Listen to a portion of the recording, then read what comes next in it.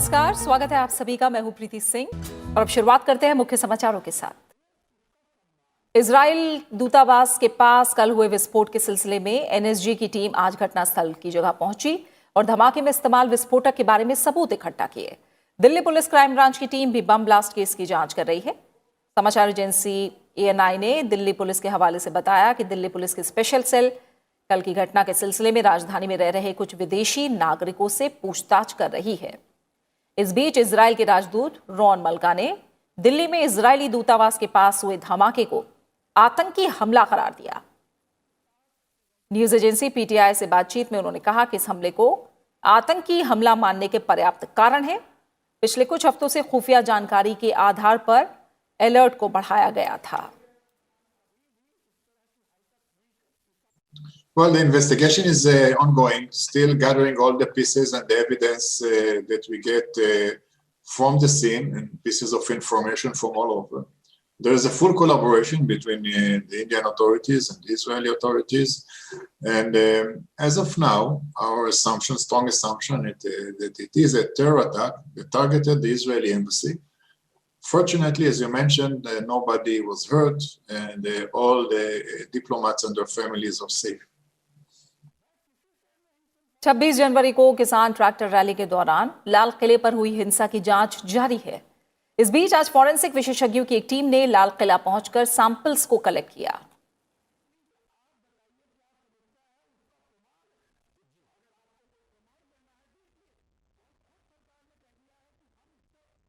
वहीं किसान आंदोलन के दौरान 26 जनवरी के दौरान हिंसा को लेकर दिल्ली पुलिस ने कुल 38 FIR दर्ज की हैं और इन मामलों में अब तक 84 लोगों को गिरफ्तार किया गया है।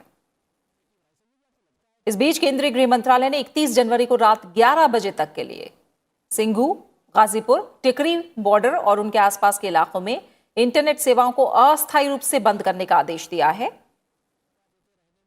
इस बीच हरियाणा के अंबाला, यमुनानगर, कुरुक्षेत्र, करनाल, कैथल, पानीपत, हिसार, जींद, रोहतक, भिवानी, चरखी दादरी, फतेहाबाद, रेवाड़ी, सोनीपत, पलवल और झज्जर में वॉइस कॉल को छोड़कर इंटरनेट सेवाएं कल शाम 5 बजे तक बंद कर दी गई हैं।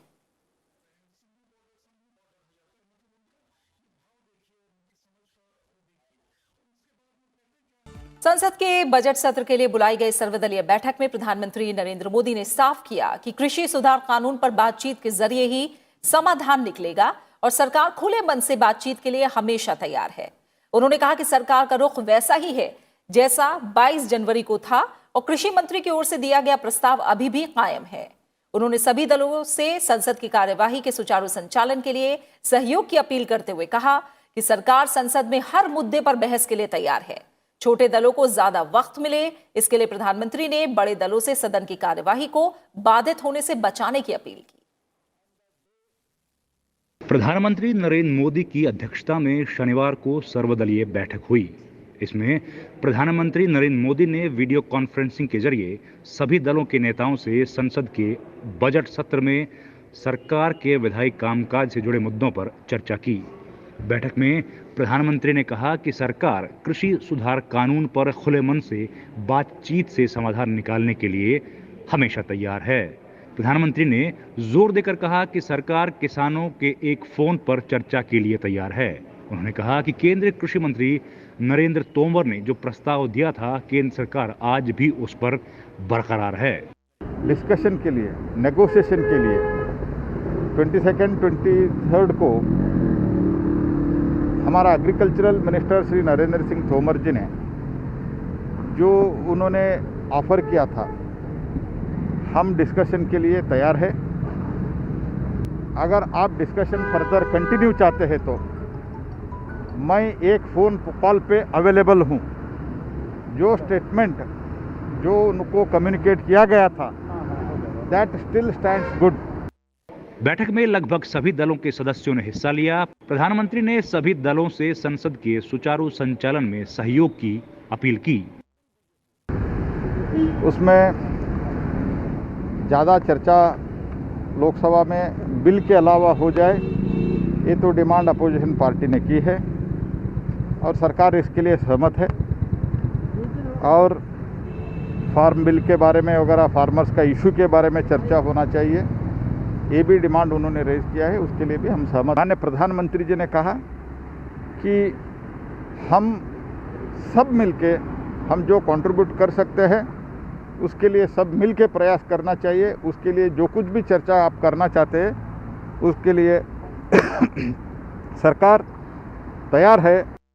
बैठक में छोटे दलों को ज्यादा वक्त देने का मुद्दा भी उठा।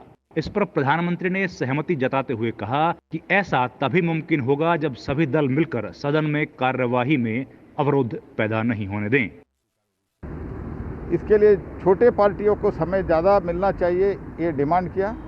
इसके लिए माननीय प्रधानमंत्री जी ने ये कहा, इसके लिए माननीय प्रधानमंत्री जी और सरकार सहमत है, लेकिन आप बड़े पार्टी इंक्लूडिंग बीजेपी, प्रधानमंत्री जी ने शब्द इस्तेमाल किया इंक्लूडिंग बीजेपी, आप सब बड़े पार्टी को ये कहिए आप कृपया डिसरप्शन मत करिए। डिसरप्शन से ज़्यादा नुकसान होता है छोटे पार्टियों को, इसलिए छोटे पार्टी को समय ज़्यादा मिलना चाहिए। इसके लिए भी सहमत है। संसद के बजट सत्र के दौरान सरकारी कामकाज के एजेंडे में 38 विषय शामिल हैं। इनमें 33 विधेयक और 5 वित्तीय कामकाज से जुड़े विषय शामिल हैं। संसदीय कार्य मंत्री प्रहलाद जोशी ने इसकी जानकारी दी। उन्होंने बताया कि पूरा बजट सत्र मूल रूप से केंद्रीय बजट 2021-22 से संबंधित वित्तीय कामकाज पर केंद्रित होगा। इसके साथ ही राष्ट्रपति के अभिभाषण पर धन्यवाद प्रस्ताव पर चर्चा, आवश्यक विधायी कार्य और अन्य कामकाज सत्र के दौरान होंगे। विधायी कामकाज के एजेंडे में जो विषय शामिल हैं उनमें 4 अध्यादेश की जगह लेने वाले विधेयक भी शामिल हैं। राष्ट्रपति के अभिभाषण से जुड़े धन्यवाद प्रस्ताव पर लोकसभा में 4 दिन चर्चा होगी। धन्यवाद प्रस्ताव पर निचले सदन में 2 से 5 फरवरी के बीच चर्चा होगी। 2021-22 का केंद्रीय बजट सोमवार 1 फरवरी को सुबह 11 बजे लोकसभा में पेश किया जाएगा। 29 जनवरी को राष्ट्रपति के अभिभाषण के साथ बजट सत्र की शुरुआत हुई थी। संसद का बजट सत्र 2 हिस्से में होना है। पहला हिस्सा 29 जनवरी से 15 फरवरी तक है और दूसरा हिस्सा 8 मार्च से 8 अप्रैल तक निर्धारित है।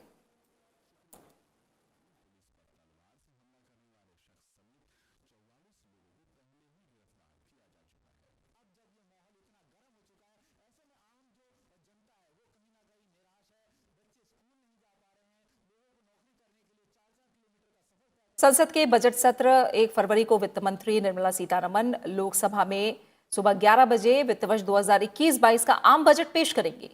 इस बार पेपरलेस बजट पेश किया जाएगा। यूनियन बजट मोबाइल ऐप के जरिए सांसद और आम जनता बजट से जुड़े डॉक्यूमेंट्स देख सकेंगे। लोकसभा में आम बजट पेश होने के 1 घंटे बाद वित्त मंत्री निर्मला सीतारमण राज्यसभा में बजट की प्रति सभा पटल पर रखेंगी।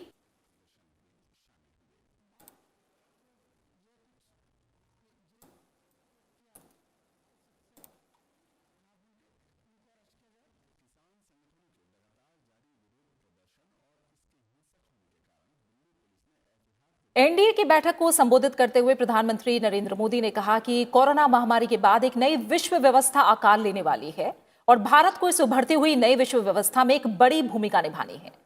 संसदीय कार्य मंत्री प्रहलाद जोशी ने इसकी जानकारी दी। प्रधानमंत्री ने कहा कि ये दशक विश्व युद्ध के बाद के दशक की तरह ही बहुत महत्वपूर्ण है। पहले की तुलना में हम मूक दर्शक नहीं बनने जा रहे हैं और हम अपनी परंपराओं और वसुधैव कुटुंबकम के आदर्शों के आधार पर इस अवसर पर बढ़ेंगे।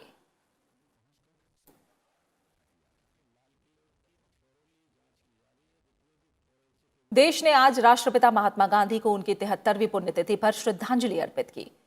राष्ट्रपति रामनाथ कोविंद, उपराष्ट्रपति एम वेंकैया नायडू और प्रधानमंत्री नरेंद्र मोदी ने राष्ट्रपिता महात्मा गांधी को उनके बलिदान दिवस पर श्रद्धांजलि अर्पित की।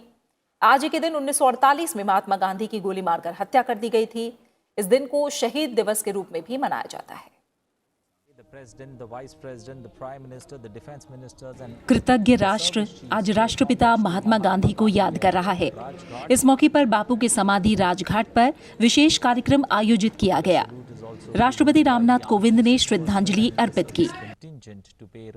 राष्ट्रपति ने अपने संदेश में कहा कि आज राष्ट्रपिता महात्मा गांधी के अमर बलिदान के दिन कृतज्ञ राष्ट्र की ओर से उनकी पुण्य स्मृति को मैं नमन करता हूँ। शांति, अहिंसा, सादगी, साधनों की पवित्रता और विनम्रता के उनके आदर्शों का हमें पालन करना चाहिए।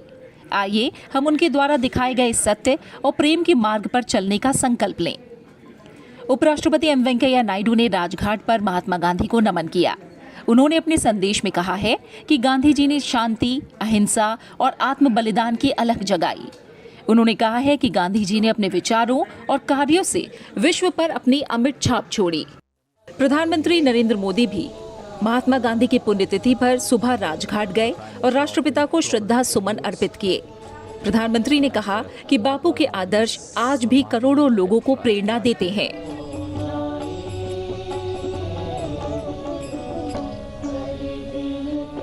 प्रधानमंत्री ने कहा है कि गांधी जी के बलिदान दिवस पर हम उन महान महिलाओं और पुरुषों के बलिदान को याद करते हैं जिन्होंने अपना जीवन भारत की स्वतंत्रता और प्रत्येक भारतीय के कल्याण के लिए समर्पित किया है। रक्षा मंत्री राजनाथ सिंह समेत कई केंद्रीय मंत्रियों और जानी मानी हस्तियों ने भी बापू को श्रद्धांजलि दी। इसके अलावा chief of defence staff general Bipin Rawat, तीनों सेनाओं के अध्यक्ष ने भी बलिदान दिवस के अवसर पर राजघाट में बापू को श्रद्धांजलि अर्पित की। इस अवसर पर राजघाट में सर्वधर्म प्रार्थना सभा का आयोजन किया गया।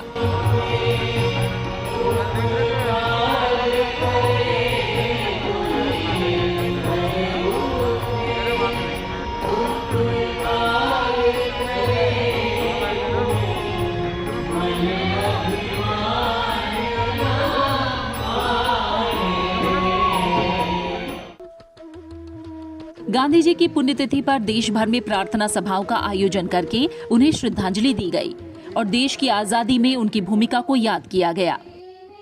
मोहनदास करमचंद गांधी यानी महात्मा गांधी का जन्म 2 अक्टूबर 1869 को गुजरात के पोरबंदर में हुआ था। उन्होंने यूनिवर्सिटी कॉलेज ऑफ लंदन से कानून की पढ़ाई पूरी की। 1915 में दक्षिण अफ्रीका से भारत लौटे और 1917 में चंपारण सत्याग्रह से स्वतंत्रता आंदोलन में शामिल हो गए। 1920 में उन्होंने असहयोग आंदोलन, 1930 में सविनय अवज्ञा आंदोलन और दांडी से नमक सत्याग्रह की शुरुआत की। 1942 में उन्होंने करो या मरो के नारे के साथ भारत छोड़ो आंदोलन चलाया, जिसके चलते 15 अगस्त 1947 को देश को आजादी मिली। राष्ट्रपति रामनाथ कोविंद ने आज पल्स पोलियो कार्यक्रम 2021 के पहले चरण की शुरुआत राष्ट्रपति भवन में एक बच्चे को पोलियो खुराक पिलाकर की। इस अवसर पर देश की प्रथम महिला सविता कोविंद, स्वास्थ्य मंत्री डॉक्टर हर्षवर्धन और स्वास्थ्य राज्य मंत्री अश्विनी कुमार चौबे भी उपस्थित थे। कल पोलियो टीका पिलाने का पहला दिन होगा। इसे राष्ट्रीय टीका दिवस या पोलियो रविवार भी कहा जाता है।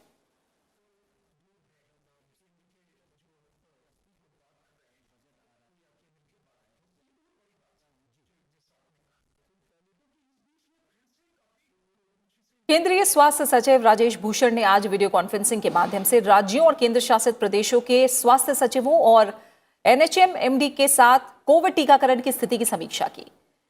केंद्रीय स्वास्थ्य सचिव ने कोविड-19 टीकाकरण पर सभी राज्यों और केंद्र शासित प्रदेशों के शानदार प्रदर्शन की सराहना की। उन्होंने कहा कि भारत में 30 लाख से अधिक स्वास्थ्य कर्मियों का टीकाकरण किया जा चुका है, जो दुनिया के दूसरे देशों के मुकाबले काफी तेजी से जारी है। केंद्रीय स्वास्थ्य सचिव ने टीकाकरण का कवरेज बढ़ाने और टीकाकरण अभियान से जुड़े कई मुद्दों पर चर्चा की। प्रधानमंत्री नरेंद्र मोदी ने 2 सप्ताह पहले 16 जनवरी 2021 को दुनिया के सबसे बड़े कोविड-19 टीकाकरण कार्यक्रम की शुरुआत की थी।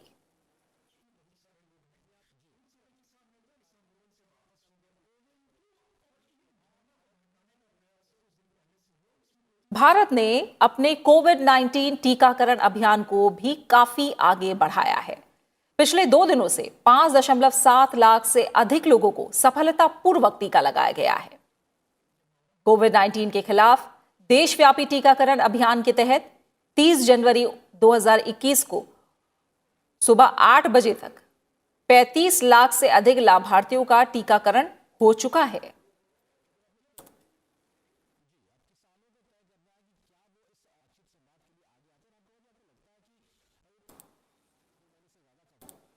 भारत में कुल सक्रिय मामलों की संख्या घटकर आज 1,70,000 से कम रह गई। अब ये कुल संक्रमित मामलों का महज 1.58% है। कुल रिकवरी में लगातार हो रही वृद्धि के साथ भारत की रिकवरी दर लगभग 97% तक पहुंच गई है। भारत में रिकवरी दर वैश्विक स्तर पर सबसे अधिक है। अब तक 1 करोड़ 4 लाख से अधिक लोग स्वस्थ हो चुके हैं।